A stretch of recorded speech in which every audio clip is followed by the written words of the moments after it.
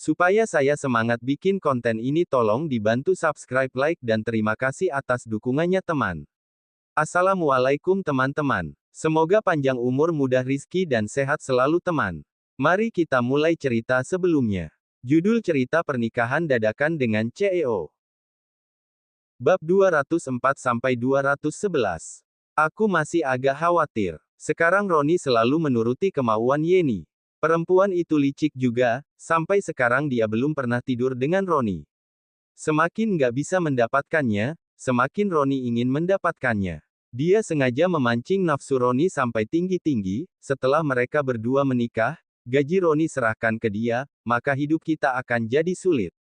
Sela memikirkan biaya hidup yang Roni berikan kepada orang tua mereka setiap bulan, biasanya digunakan lagi untuk mengurus keluarga kecil Sela. Dia pun mendapat banyak keuntungan. Oleh karena itu, dia tidak akan membiarkan keuntungan itu diambil semua oleh adik ipar barunya. Makanya dia hanya bisa berkata, lupakan saja, itu urusan Roni dan Odelina. Biar mereka berdua urus sendiri. Selama Roni bisa terus sembunyikan hal ini dan nggak akan ketahuan sama Odelina, aku juga malas urus masalah ini. Pria memang nggak ada yang bisa dipercaya. Begitu sudah mampu, pasti punya perempuan lain di luar. Ibunya Roni justru merasa putranya hebat.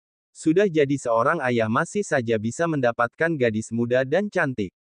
Toh, Roni adalah putranya. Dia tidak akan rugi apapun yang terjadi. Odelina tahu kalau ibu mertua dan kakak iparnya mengatakan hal buruk tentangnya. Namun, dia tidak akan pernah menyangka kalau mereka berdua membantu menutupi perselingkuhan Roni. Setelah mengantar ibu dan anak yang menyebalkan itu, Odelina pun berkata pada adiknya dan Junia, Olivia, Junia, kenapa kalian beli begitu banyak barang lagi? Kak Odelina, ini hanya sedikit buah-buahan dan makanan ringan, bukan barang mahal. Junia tersenyum dan berkata, aku pikir hanya ada kakak dan Russell di rumah. Nggak peduli seberapa banyak yang kami beli, kalian juga yang makan, nggak akan diambil siapa-siapa. Makanya kami beli lebih banyak. Kalau nggak habis, kakak taruh di kulkas saja. Junia memperhatikan kalau Sela sempat melirik barang-barang yang mereka bawa sebelum pergi tadi. Terakhir kali Olivia dan suaminya mengantar barang untuk Odelina. Pada akhirnya, Roni memberikan barang-barang itu kepada orang tua dan kakaknya. Hal itu membuat Odelina marah bukan main. Setelah Olivia selesai menyuapi keponakannya, dia pun memberi anak itu mainan baru dan membiarkannya bermain sendiri. Kemudian, dia baru berkata pada kakaknya, kakak harus perhatikan kata-kata Sela barusan. Kata-kata apa? Omongan Sela terlalu banyak, Odelina terlalu malas untuk mendengarkannya. Karena itu, dia tidak ingat dengan kata-kata kakak iparnya itu. Dia bilang kalau kakak dan Kak Roni perang dingin terus, hati-hati ada perempuan lain masuk ke hubungan rumah tangga kalian. Ada maksud lain di dalam perkataannya itu. Mungkin saja Kak Roni benar-benar punya kekasih lain di luar sana. Kakak perhatikan baik-baik. Kalau dia benar-benar selingkuh, kakak kumpulkan bukti sebanyak-banyaknya, setelah itu, baru ajukan cerai dengannya. Kakak harus rebut semua harta yang ada setelah menikah. Jangan biarkan mereka ambil semua begitu saja. Odelina agak terkejut, tapi juga merasa tidak terlalu terkejut dengan hal ini. Roni sangat memperhatikan penampilan, tidak menjadi gemuk. Setiap hari dia memakai jas dan sepatu dengan rapi, memancarkan pesona seorang pria dewasa.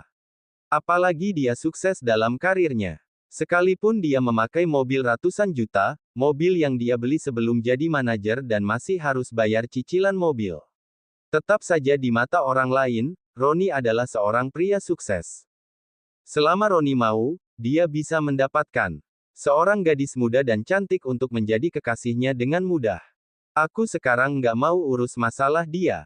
Kita bicarakan lagi setelah aku dapatkan pekerjaan saja. Odelina merasa hal yang paling penting saat ini adalah memiliki pekerjaan. Dengan memiliki pekerjaan, berarti dia memiliki sumber penghasilan. Dia memiliki firasat kalau pernikahannya dengan Roni akan segera berakhir. Lanjut cerita bab 205. Olivia bergumam pelan, lalu berkata, aku hanya mau ingatkan, Kak. Kakak juga nggak usah terlalu khawatir soal cari kerja. Junia juga menimpali, pelan-pelan saja, Kak. Cari pekerjaan yang cocok untuk Kak Odelina. Kalau memang nggak dapat kerjaan, kakak ke toko saja bantu aku dan Olivia. Nanti aku kasih gaji. Atau Kak Odelina mau buka toko sendiri. Odelina memperhatikan anaknya yang main sendiri, lalu berkata tanpa daya, aku nggak punya modal sebanyak itu. Aku juga nggak tahu mau buka toko apa. Sulit bisnis di toko offline sekarang. Kebetulan toko buku Olivia dibuka di depan SMP Negeri Kota Mambera, makanya toko bisa ramai. Kalau pindah ke tempat lain, toko itu mungkin tidak bisa bertahan. Selain itu, biaya sewa toko-toko kecil di depan SMP Negeri Kota Mambera juga sangat mahal. Bahkan tidak semua orang bisa sewa di sana, harus punya koneksi baru bisa sewa toko di sana. Olivia dan Junia berhasil sewa toko di sana berkat bantuan dari keluarga Junia. Kak, bagaimana kalau aku ajari kamu cara membuat kerajinan tangan? Nanti kamu buka toko online. Dengan begitu, kamu bisa hasilkan uang dari rumah, juga bisa jaga Rusel. Bisnis toko onlineku sekarang sangat bagus. Banyak barang harus pakai sistem PO, ada banyak pesanan. Aku sibuk setiap hari, bulan ini, toko online Olivia menghasilkan lebih banyak uang daripada toko buku. Toko buku sudah memesan beberapa paket materi pembelajaran untuk anak sekolah bulan ini. Meski demikian, keuntungannya masih tidak sebaik toko online-nya. Olivia merasa dirinya sedang beruntung. Toko online-nya juga sudah buka selama beberapa tahun. Penjualannya biasa-biasa saja. Baru bulan ini tokonya jadi ramai. Selain itu, semua penilaian dari pembeli sangat baik. Aku juga ada rencana mau perluas operasi toko online. Nggak hanya terbatas pada barang kerajinan tangan, tapi aku juga berencana belajar buat hiasan kepala. Aku sangat suka hiasan kepala zaman dulu, Junia setuju dengan kata-kata sahabatnya. Dia merasa rencana sahabatnya itu bisa berjalan baik. Odelina tersenyum getir dan berkata, Olivia, imajinasiku nggak sebaik kamu. Lihat bahan-bahan kamu buat barang kerajinan tangan saja buat aku pusing. Itu bukan hal yang bisa dipelajari siapapun. Harus ada rasa tertarik, juga imajinasi yang bagus. Kalau nggak akan selalu ada produk baru. Pembeli cepat bosan, toko juga nggak akan ramai. Olivia kaya akan imajinasi. Dia juga sudah membuka toko online selama bertahun-tahun. Dia sudah sangat hafal dengan model barang kerajinan tangan. Kalau mau buat produk baru, dia harus menghabiskan banyak waktu untuk membuat gambar desain barang baru, lalu mulai membuat barang itu. Akan ada beberapa produk cacat yang terbuang sebelum berhasil menghasilkan produk baru. Olivia menggeluti bidang ini, dia pun tahu apa yang dikatakan kakaknya memang benar. Karena itu, dia hanya bisa menghela napas dan berkata, kalau begitu, kakak pelan-pelan cari kerja dulu, pasti bisa temukan pekerjaan yang cocok. Kalau nggak bisa masuk perusahaan besar, ganti ke perusahaan kecil. Gaji di perusahaan kecil mungkin lebih sedikit, tapi mungkin saja lebih bebas daripada perusahaan besar. Olivia tidak pernah bekerja di perusahaan manapun. Begitu lulus, dia langsung membuka toko buku bersama Junia. Dia membuka toko online saat dia berusia 20 tahun, sampai sekarang sudah 5 tahun lamanya. Karena terbiasa dengan kebebasan, Olivia tidak ingin kerja di perusahaan dan dikendalikan orang lain. Olivia, Stefan hari ini masih harus kerja. Odelina menanyakan adik iparnya. Nggak usah. Sabtu Minggu dia nggak usah pergi kerja. Saat aku keluar tadi pagi, dia masih belum bangun. Sekarang dia seharusnya lagi kumpul-kumpul sama teman-temannya. Olivia mengeluarkan ponselnya dan mengirim pesan ke suaminya, Pak Stefan, kamu di mana? Lagi apa? Setelah berpikir sejenak, Olivia mengirim satu pesan lagi dan menjelaskan, aku bukan mau interogasi. Kebetulan kakakku menanyakan kamu, makanya aku tanya sama kamu. Sudah lama kedua pesan itu terkirim. Namun, Stefan tak kunjung membalas pesannya. Stefan masih duduk di Havana Coffee House. Dia memesan secangkir kopi tanpa gula, lalu meminumnya perlahan. Setelah beberapa jam dia masih belum menghabiskan kopinya. Tiba-tiba dia menerima dua pesan dari Olivia. Dia sudah baca pesan itu, tapi tidak membalasnya. Dia tidak ingin bicara dengan perempuan itu. Lagi pula, Olivia sudah menemukan target berikutnya. Begitu perjanjian mereka berakhir, mereka akan segera bercerai. Stefan jamin, dia tidak akan ragu-ragu. Stefan, siapa yang kirim pesan ke kamu? Nyonya Bos. Reiki bertanya dengan nada bercanda. Wajah Stefan muram, dia pun berkata dengan dingin, aku dan dia hanya hidup bersama. Aku bantu nenekku balas budi. Terus terang saja, aku sudah tanda tangani perjanjian dengannya. Setengah tahun kemudian, kami akan bercerai dengan alasan nggak cocok. Lanjut cerita bab 206. Sekarang 1 bulan sudah berlalu, masih tersisa 5 bulan sebelum mereka berdua kembali melajang.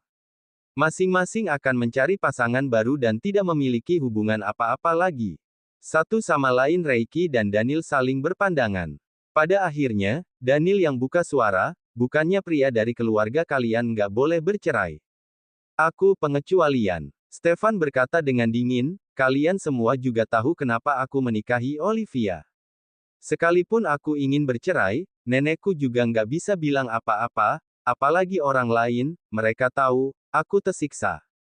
Benar, Stefan tersiksa. Untuk membantu neneknya balas budi, dia harus menikahi Olivia yang sama sekali tidak dia kenal. Setelah menikah, dia sudah termasuk murah hati dan toleran pada Olivia. Namun, bagaimana dengan perempuan itu? Bilangnya ke rumah kakaknya, tapi ternyata perempuan itu pergi makan dengan Albert. Stefan yang cemburu tapi masih tidak mau mengakuinya otomatis mengabaikan keberadaan Junia. Dia juga mengabaikan fakta kalau Junia dan Albert adalah saudara sepupu yang memiliki hubungan yang sangat baik. Reiki dan Daniel, mulai sekarang, jangan panggil dia Nyonya Bos lagi. Dia nggak pantas. Suara Stefan berat dan dingin, wajahnya yang tampan juga tampak acuh tak acuh. 2 hari yang lalu masih pakai baju yang diberikan istrimu ke perusahaan dan pamer sepanjang hari. Hari ini jadi musuhan. Kalian berdua lagi bertengkar. Stefan memelototi Reiki, kamu diam pun nggak akan ada yang anggap kamu bisu. Stefan merasa malu dan kesal ketika Reiki mengatainya seperti itu. Sejak dia mulai memakai jas, hari itu pertama kalinya dia memakai jas semurah itu. Karena Olivia yang membeli jas itu untuknya. Stefan pikir mereka masih harus hidup bersama untuk sementara waktu. Oleh karena itu, dia kasih muka dan mengenakan pakaian yang Olivia belikan untuknya. Pada akhirnya, perempuan itu sama sekali tidak menyadari kalau Stefan memakai jas pemberiannya sepanjang hari. Stefan bahkan sangat curiga kalau Olivia tidak ingat seperti apa pakaian yang Olivia belikan untuknya. Aku nggak ada waktu untuk bertengkar dengannya. Ayo, kita ke hotelku minum-minum. Aku yang traktir. Sejak awal Stefan sudah dalam suasana hati yang buruk. Setelah dikatai seperti itu oleh teman-temannya, dia menjadi semakin kesal. Dia langsung berdiri dan berjalan keluar, hendak ke hotelnya untuk minum-minum. Oke, kami berdua akan temani kamu. Kamu mau minum sampai jam berapapun akan kami temani. Reiki dan Daniel juga ikut berdiri dan mengikuti Stefan meninggalkan Havana Coffee House. Seseorang diam-diam melaporkan setiap perbuatan Stefan di kafe itu kepada Sarah. Setelah Sarah menerima laporan, dia pun bertanya pada manajer kafe. Kamu pernah lihat istri Stefan di kafe? Bukannya pas Stefan belum menikah? Tanya si manajer. Sarah langsung tertawa, lihat aku ini, semakin tua, ingatan semakin nggak bagus. Aku pasti sudah gila karena saking ingin punya cucu menantu, sampai-sampai mengira Stefan sudah nikah. Kamu kirim semua rekaman CCTV di kafe hari ini. Si manajer juga tahu kalau bosnya menantikan pernikahan cucu-cucunya, bahkan benar-benar terobsesi dengan hal itu. Karena itu, dia sama sekali tidak meragukan kebohongan Sarah. Dia hanya berkata dengan hormat, baik. Nggak apa-apa, kalian sibuk saja. Stefan memang seperti itu. Dia selalu dingin seperti gunung es. Dengan temperamen seperti itu, aku nggak tahu kapan dia baru bisa dapat istri. Aku benar-benar khawatir sama dia. Si manajer tidak tahu harus berkata apa. Lanjut cerita bab 207. Olivia tidak mendapat balasan dari Stefan, dia pun berkata pada kakaknya, Stefan mungkin lagi bersenang-senang dengan temannya. Aku kirim pesan ke dia, tapi dia nggak balas. Besok kamu nggak usah datang lagi. Luangkan waktu untuk temani Stefan. Pernikahan Odelina sendiri sudah di ujung tanduk. Dia berharap pernikahan adiknya akan lebih baik dan bisa bertahan lebih lama dari pernikahannya. Odelina sangat menyetujui Stefan menjadi adik iparnya. Pria itu tulus pada adiknya. Dia juga lebih murah hati daripada Roni. Sejak Odelina dan Roni saling kenal, pacaran, lalu menikah sampai sekarang Roni sudah punya uang, pria itu masih enggan membelikan skuter untuknya. Sepeda listrik yang sekarang dia pakai juga Olivia yang belikan untuknya. Iya, Kak. Oh iya, yang di kampung masih datang ganggu kamu, enggak? Bagaimana kondisi mereka sekarang? Nenek seharusnya sudah dioperasi, ya. Odelina menanyakan orang-orang di kampung halamannya. Terakhir kali mereka datang untuk berdamai. Abis itu nggak pernah datang lagi. Mungkin mereka merasa nggak enak hati. Lagi pula, pencarian trending itu sudah lama tenggelam dalam pencarian trending yang baru. Sama sekali nggak ada jejak lagi. Pengaruh terhadap mereka juga terbatas. Tentu saja mereka nggak akan datang lagi. Olivia tidak tahu kalau Stefan sudah membantunya menyelesaikan masalah. Dia mengira keluarganya itu terlalu malu untuk datang lagi. Sementara itu, Odelina yang mendengar hal itu seketika menghela napas lega. Di malam hari, setelah makan malam, Odelina menyuruh adiknya pulang. Junia tidak ingin pulang dan melihat wajah ibu kandungnya yang sudah seperti ibu tiri. Oleh karena itu, dia ikut Olivia ke Lotus Residence dan mengunjungi rumah kecil yang Olivia tempati sekarang. Olivia, rumahmu dan Pas Stefan luas banget, terang dan pencahayaannya bagus. Aku paling suka balkon rumahmu. Kalau lagi santai bisa duduk di kursi ayun sambil baca buku, lihat bunga. Rasanya nyaman banget. Kalau kamu letakkan meja kecil di depan kursi ayun, bisa sambil minum teh. Rasanya semakin nyaman. Olivia tersenyum, saranmu bagus juga. Besok aku pergi beli meja yang lebih kecil dan letakkan di sini. Sebagian kecil bunga ini aku yang beli, sisanya Stefan yang beli. Aku juga nggak tahu dia beli dari toko bunga mana. Bunganya sangat terawat. Saat mekar, bunganya besar dan indah. Olivia sangat puas dengan hasil kerja Stefan. Pas Stefan yang beli bunga ini. Benar-benar terawat baik, sih. Kamu coba bantu aku tanya sama dia beli di mana. Aku juga mau ke toko bunga itu dan beli beberapa pot bunga untuk hias balkon di lantai 2 rumahku. Olivia langsung menyetujui permintaan Junia. Kedua perempuan itu mengobrol cukup lama. Setelah jam menunjukkan pukul 9 lewat, Junia baru pergi. Setelah sahabatnya pergi, Olivia duduk di sofa sambil menonton TV. Sekian lama tinggal di sini, dia sangat jarang menyalakan TV. Karena biasanya Olivia tidak menonton drama. Menyalakan TV pun dia tidak tahu harus menonton acara apa. Maka dari itu, lebih baik matikan TV dan memeriksa berita, pencarian trending, video dan sebagainya dengan ponselnya. Waktu berlalu dengan sangat cepat. Begitu dia melihat jam, sudah pukul 11 malam. Olivia langsung kembali ke kamarnya untuk mandi. Begitu dia keluar dari kamar mandi, dia mendengar suara ketukan di pintu.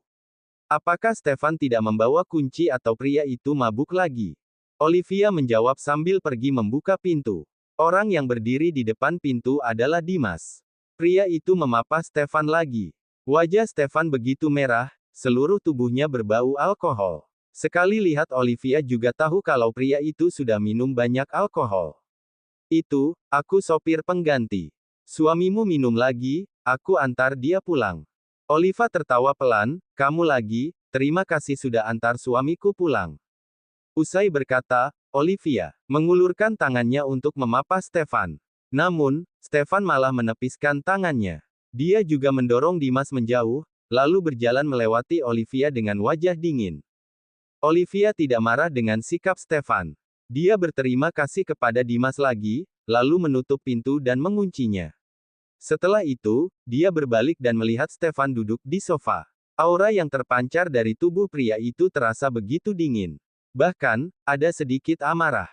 Siapa yang membuatnya marah? Olivia terdiam sejenak, lalu berjalan ke arah pria itu dan bertanya. Kenapa kamu minum lagi? Berapa banyak yang kamu minum? Kamu nggak usah atur-atur. Bab 208. Stefan melontarkan kalimat itu dengan dingin. Olivia merasa sakit hati karena disergah seperti itu olehnya. Apakah Stefan mengira Olivia ingin mengaturnya? Karena mereka saat ini berstatus sebagai suami istri, makanya Olivia dengan maksud baik hati bertanya padanya. Setelah itu, Olivia langsung berbalik dan pergi tanpa mengucapkan sepatah kata pun. Namun, suasana hati Stefan justru semakin buruk ketika dia melihat Olivia tidak bertanya lagi, juga tidak peduli padanya dan pergi begitu saja. Lain kali kalau lagi pakai baju tidur jangan pergi buka pintu. Olivia berjalan menuju dapur, aku pakai baju dalam. Sekarang Olivia melepas baju dalam hanya di saat akan tidur. Agar dia bisa menghadapi situasi seperti tadi, di mana dia harus pergi membukakan pintu untuk Stefan. Sepertinya Pak Stefan juga nggak bisa atur-atur aku mau pakai apa. Aku ingat dalam perjanjian yang ditulis Pak Stefan, kita berdua nggak saling mengganggu kehidupan masing-masing. Stefan terdiam dengan wajah gelap. Saat dia menulis perjanjian itu, boleh dibilang dia hanya mempertimbangkan kepentingannya sendiri. Setiap peraturan dibuat untuk menuntut dan mengekang Olivia. Mengapa sekarang rasanya justru dia yang terkekang? Olivia pergi ke dapur dan menuangkan segelas air hangat. Setelah air agak dingin, dia baru menambahkan madu ke dalam air dan mengaduknya dengan sendok. Kemudian, dia membawa air madu itu ke ruang tamu.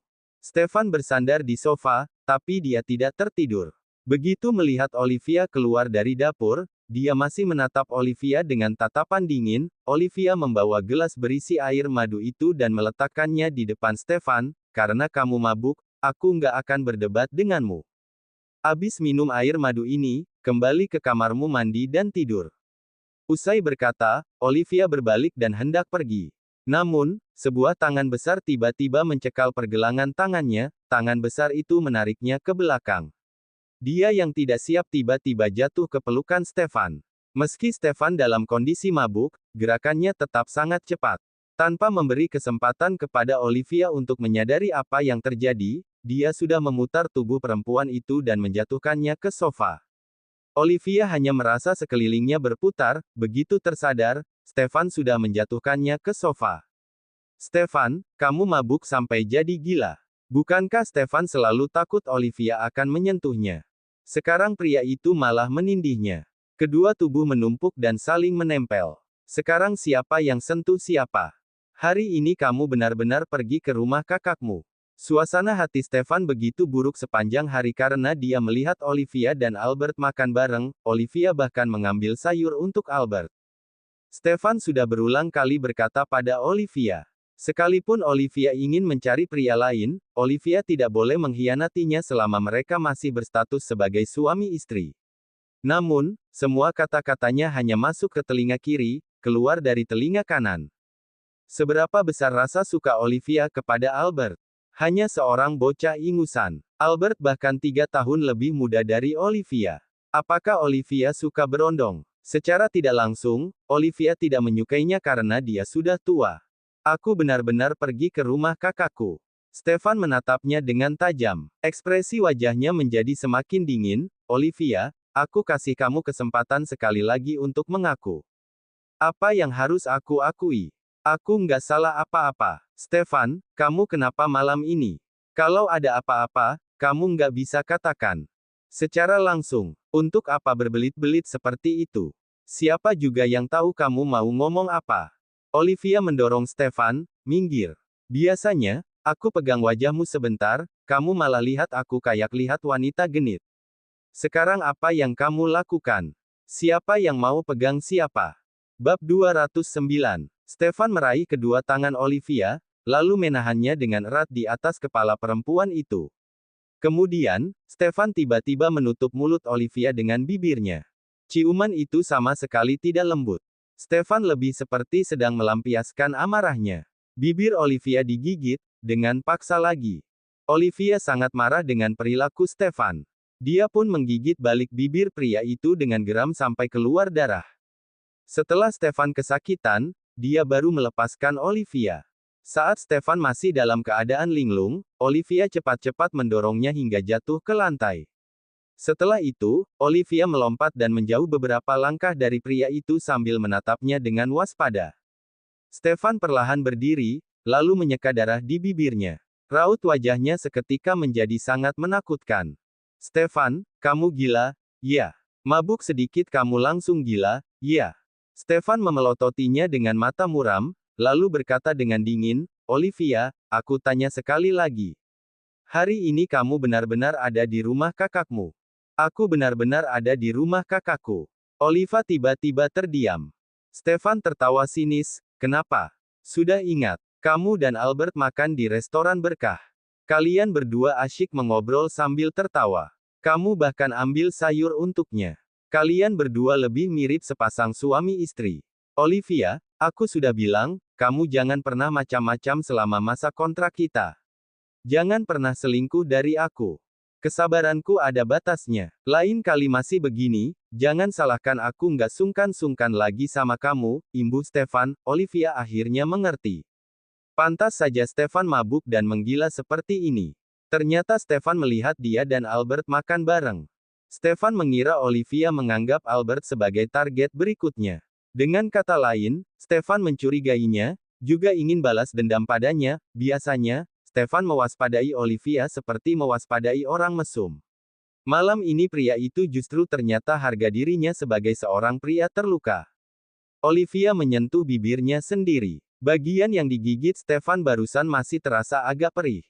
Kamu lihat aku makan bareng Albert. Stefan diam 1000 bahasa. Kamu nggak lihat Junia juga ada di sana. Kenapa pikiranmu begitu kotor?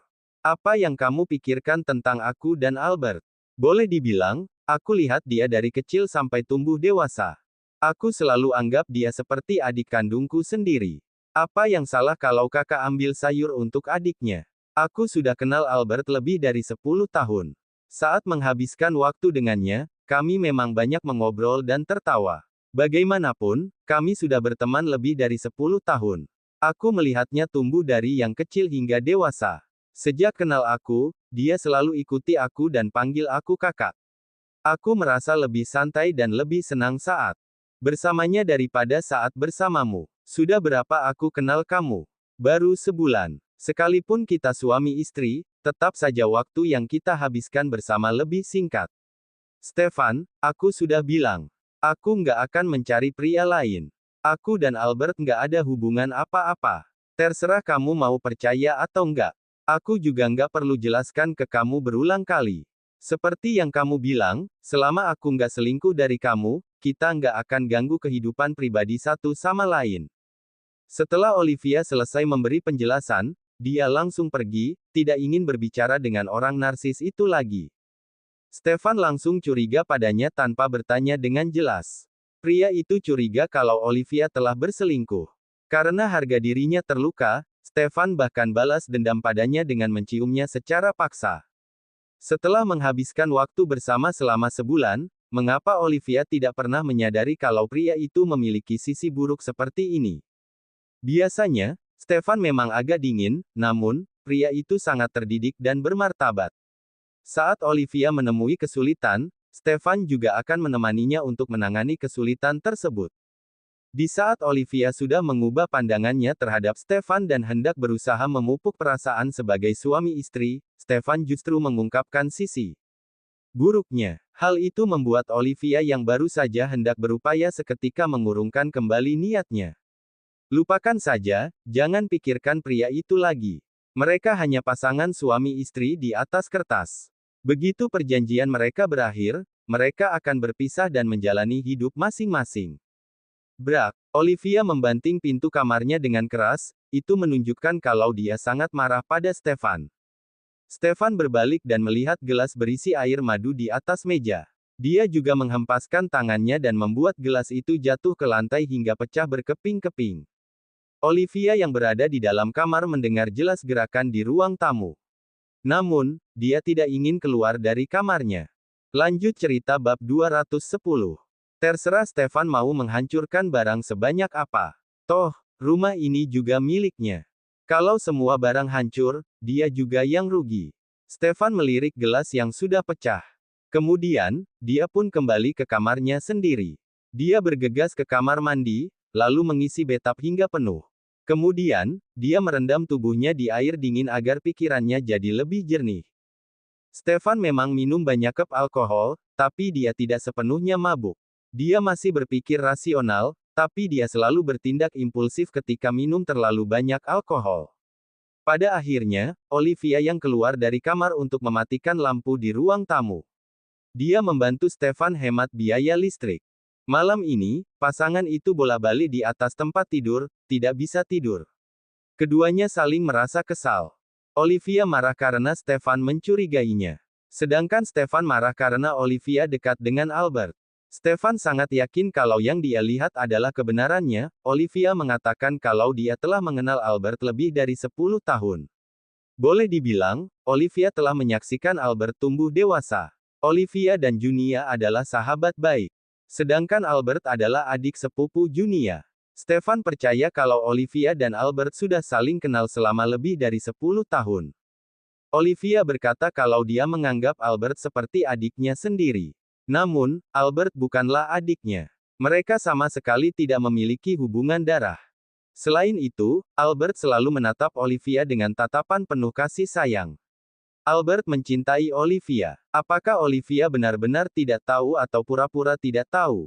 Pokoknya, amarah di hati Stefan tidak bisa reda. Keesokan harinya, hari Minggu, Olivia pergi ke toko pagi-pagi sekali. Dulu, pada umumnya toko selalu tutup pada akhir pekan. Namun, karena dia dan Stefan sedang bertengkar, suasana hatinya sedang buruk. Dia tidak ingin melihat wajah Stefan yang galak dan cuek itu. Karena itu, dia pergi ke toko lebih awal daripada biasanya. Olivia lebih suka menghabiskan waktu seharian dengan membuat barang kerajinan di toko. Dia yang sedang dalam suasana hati yang buruk bahkan tidak meninggalkan sarapan untuk Stefan. Hari ini dia hanya memasak sarapan untuk dirinya sendiri. Saat Stefan bangun, jam sudah menunjukkan pukul 10 pagi. Setelah berganti pakaian, Stefan terdiam lama di kamar sebelum keluar. Pria itu berpikir ini adalah rumahnya. Untuk apa dia takut pada Olivia? Begitu keluar dari kamar, Stefan tidak melihat sosok Olivia. Rumah terasa begitu sepi. Gelas yang dia pecahkan tadi malam juga belum dibersihkan. Air madu yang tumpah ke lantai telah mendatangkan banyak semut. Stefan juga tidak tahu dari mana datangnya semut sebanyak itu. Stefan pergi ke dapur dulu, tapi dia tidak melihat Olivia di dapur. Dia juga tidak melihat makanan apapun. Olivia juga tidak ada di balkon. Dia pun tahu kalau perempuan itu sudah pergi. Mungkin saja, Olivia pergi mencari Albert lagi. Ekspresi Stefan seketika menjadi muram dan dingin. Olivia tidak ingin bicara dengannya. Memangnya Olivia kira Stefan ingin bicara dengannya? Stefan yang masih marah pada akhirnya tetap pergi mengambil sapu dan membersihkan pecahan gelas. Dia juga membasmi tumpukan semut itu. Setelah membersihkan semuanya, Stefan mengambil kain pel dan mengepel sampai benar-benar bersih. Usai melakukan semua itu, Stefan pun mengambil ponsel dan kunci mobilnya, lalu keluar. Begitu keluar, dia langsung menelepon pengawalnya dan menyuruh mereka menunggunya di bawah. Pas Stefan. Para pengawal segera menghampiri dan menyapa ketika melihat Stefan turun. Pria itu tidak mengatakan apapun. Dia langsung berjalan menuju Rolls-Royce-nya yang diparkir di bawah. Setelah masuk ke dalam mobil, dia memberi perintah dengan suara rendah, kembali ke Grand Yard Residence. Sopir menjawab dengan hormat, lalu segera menyalakan mobil. Dimas yang duduk di samping sopir kalau ada yang mau kamu katakan, katakan saja. Pas Stefan, Bu Olivia pergi pagi-pagi sekali. Sampai sekarang dia belum pulang, kata Dimas. Stefan tampak acuh tak acuh, dia pun berkata dengan dingin, mulai sekarang, kamu nggak usah laporkan padaku kemana dia pergi atau apapun yang dia lakukan. Dimas, apakah Pak Stefan dan Bu Olivia sedang bertengkar? Lanjut cerita bab 211. Grand Yard Residence adalah kompleks villa kelas atas di kota Mambera. Orang-orang yang tinggal di kompleks tersebut sudah pasti konglomerat yang kaya raya. Sebelum Stefan menikah dengan Olivia, setiap hari dia pulang dan tinggal di sini. Sesekali dia baru kembali ke rumah lama keluarganya untuk menemani orang tua dan neneknya.